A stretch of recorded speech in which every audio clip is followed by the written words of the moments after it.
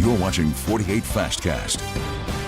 Welcome in, y'all. 7:01 is your time. Beautiful start to our day. Look at that shot over the water there in Decatur. A warm start, so be aware, a little warmer than it has been the past few days. Yeah, we've been pretty lucky the past week or so, dealing with sort of the cooler temperatures because of the rain, but now the heat is back, Eric. Yeah, 90s this afternoon, even out the door this morning, mid 60s to low 70s, has that muggy feel, but we'll hit a high of 90 today. Should feel like low to mid 90s, forecasting 94 degrees for your Friday, and that means the heat index or feels like temperature will be right around 100 degrees. I do want to point out that our average high temperature for this time of year, September 4th, has fallen 1 degree. It was 90 yesterday. Now we're at 89. So we're obviously heading into the cooler months of the year. But yeah, when we're forecasting 94 tomorrow, it's hard to say that sentence with a straight face.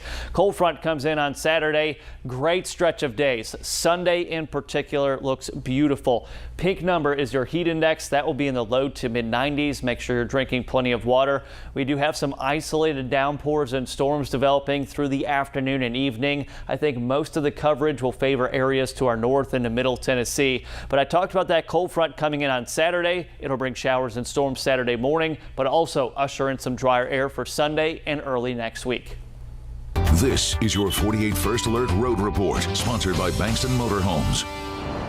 A traffic update for you. Looking pretty good still. No weather issues. Maybe a little warm for some of you out there this morning. But other than that, looking pretty good on all major highways. You do get some delays in and around Decatur. That's the one area of concern, especially on Joe Wheeler Highway towards the bridge. But other than that, looking good in and around Huntsville. You hit a little slowdown, Maston Lake. That's typical for this morning.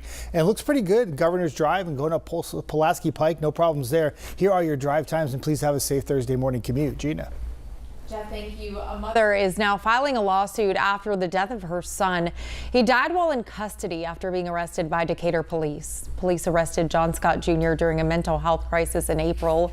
Surveillance video from inside the Morgan County Jail shows law enforcement officers dragging Scott through the facility to the holding cell. He later fell into a coma and then died. His mother is now suing the city of Decatur and the Morgan County Sheriff's Office. That lawsuit claims officers used excessive force on Scott, including punching, kicking, and even tasing him. A 15-year-old Phil Campbell high school student is now facing charges after police say he called in a bomb threat to the school. According to our news partners at the Times Daily, the teen was charged with making a terroristic threat. When the bomb squad did sweep the building after the threat was made, they found nothing there.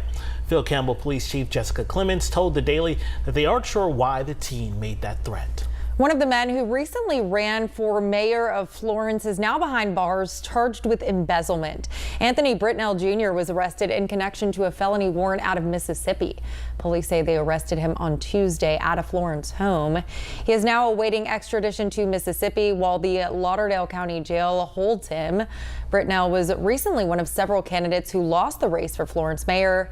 Former Florence Police Chief Ron Tyler won that seat.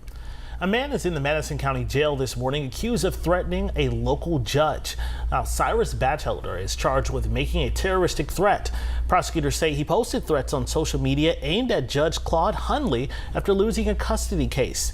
One of the posts read, quote, "Judge Hunley of Madison County dead. The first day of the year, January, you all will be dead." End quote. A former district court judge says threats like these highlight some of the real dangers that judges face every day. These threats pose such a threat to the independence of the judiciary. We cannot ignore them because, as you know, in and around America today, there's no sanctuary for you. Batchelder is in the Madison County Jail on a bond of $15,000. Some federal lawmakers have proposed laws in the past in the hopes of keeping judges safer, like hiding their home address or giving them security guards. So we think if we can make sure that downtown Fayetteville is at the top of their game, that our whole entire county will benefit. Leaders with Main Street Fayetteville are looking for ways to improve the downtown area. Find out what their plans are ahead.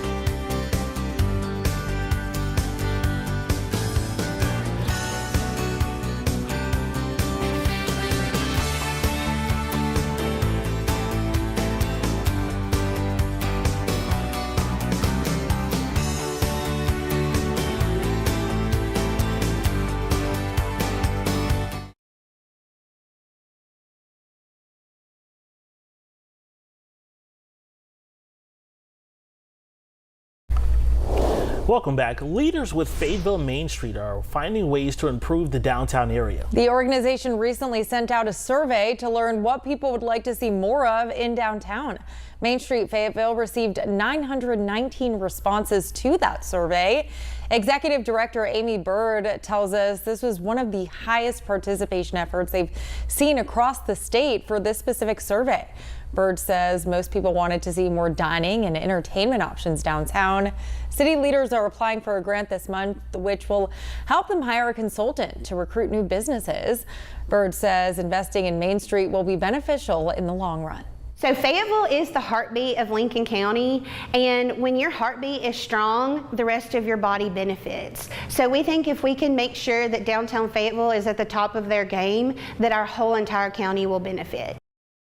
The city was recently awarded a grant that will help downtown property owners repair the outside of their buildings.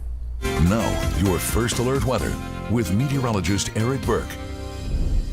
I do love some downtown Fayetteville, especially when it comes to the slaw burger selections there.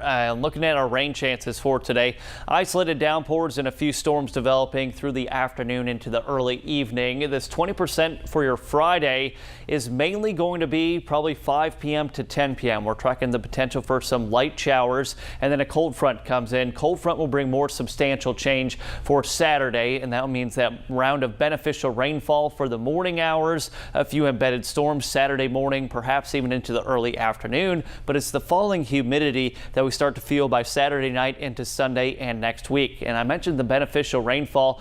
You could see 1/4 to 1/2 inch. Some of you could be in the 1 to 2 inch range. For today, enjoy the sunshine. Temperatures start to warm up pretty quickly here. Highs will be in the upper 80s to low 90s. It will feel like low to mid 90s with the dew point. Should have a pretty nice breeze though today out of the southwest. Could bring us some gusts, maybe about 12 to 17 miles per hour. But looking forward to Sunday, and even most of next work and school week does look very enjoyable. When does summer actually end, Eric? Summer actually ends the end of this month. Okay. Yeah, Yes, yeah. but that doesn't mean Mother Nature agrees, because sometimes you're trick-or-treating on Halloween and it's 90 degrees. Gotcha. Yeah. Life here in North Alabama. All right. Thanks, Eric. And thank you so much for watching us here on the Fastcast. Make sure to tune back in for Talking TVL at 10 o'clock and Weather Extra at 10:30. We'll see you later.